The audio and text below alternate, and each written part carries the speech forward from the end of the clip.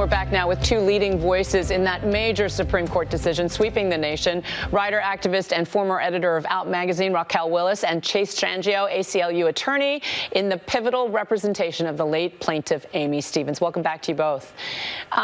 So, Raquel, I want to talk to you a little bit about Pride this year, which coincided with these nationwide historic demonstrations for racial justice, and talk about the intersectionality, if you will, of Black Lives Matter and the Say Her Name campaign, because often Black women, Black trans women are left out of the conversation.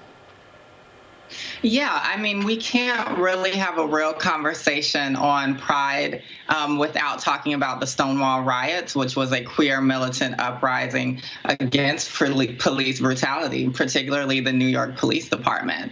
And so when we think about the ways in which white supremacy plagues all Black people, it is especially plaguing Black trans folks as well. And so we have to have a well-rounded conversation about violence, the different types of violence that marginalized people face. And for Black trans folks, you know, we're not just facing police brutality, we're facing violence as well, you know, in terms of domestic violence or in terms of intimate partner violence, but also the violence of erasure in the very movements that we have helped create.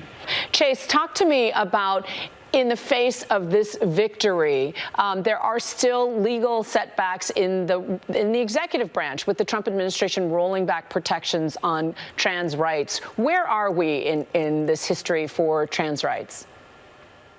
Well, I think, you know, we're at a pivotal moment, and we're there for two key reasons, and probably many more. But one thing I will say about the administrative agency action, which has been relentlessly anti-trans from the Trump administration, their entire premise of their attacks on trans people has been based on the interpretation of discrimination because of sex that they advanced at the United States Supreme Court and just lost. So essentially, they had a house of cards, it came tumbling down, and their efforts to discriminate against us in healthcare, in education, in shelter, are as far as I'm concerned, dead on arrival after yesterday's opinion, and that is going to be critical to helping trans people survive. But perhaps more importantly is the organizing work, the resistance work that people like Raquel are leading. Because at the end of the day, the law, you know, formal equality and legal norms and rights are not going to put food on the table. They're not going to protect you at night when you're walking home. They're not going to ensure that you have, a safe place to come home to necessarily. What we need are robust demands for justice that are redistributive,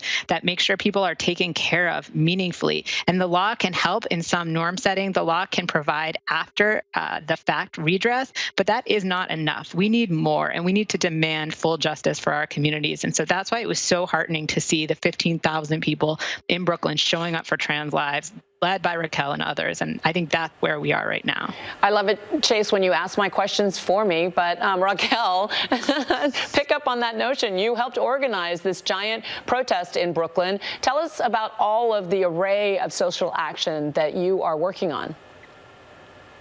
Yeah, I mean, there is such a network of trans resistance, of Black trans organizing resistance.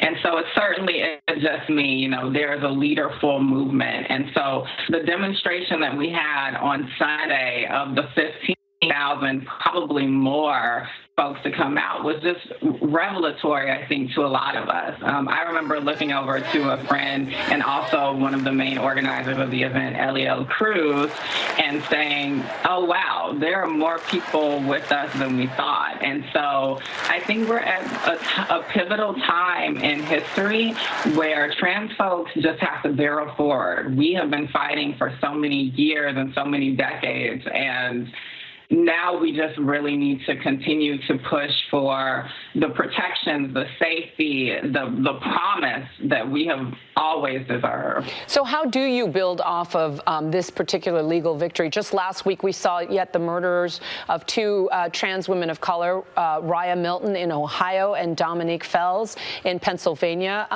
What more needs to be done to help protect trans women and trans women of color? Well, I think that there actually has to be a major move around public and political education around our experiences. Because really, when we're talking about what Black transgender people are facing, it really isn't that different from the rest of the world. You know, I think gender is something that we haven't really tackled as a society, and there's so many different forms of oppression that come just based off of a person's identity. And so when we're talking about the world that we need to build, we need one where men and boys move up into a healthier version of masculinity that doesn't see gender nonconformity as a threat. We need a world where women and girls can be seen as strong and capable leaders. And all of those folks that kind of are in between or have more expansive experiences can be heard. And Chase, we're out of time, but I want to leave you with the last word. Do you have hope? I do have hope, and the last 72 hours have given me tremendous hope, and I'm just humbled and honored to be alive and to be a part of the fight. Chase and Raquel, thank you both so much. Hi everyone, George Stephanopoulos here. Thanks for checking out the ABC News YouTube channel. If you'd like to get more videos, show highlights, and watch live event coverage, click on the right over here to subscribe to our channel, and don't forget to download the ABC News app for breaking news alerts. Thanks for watching.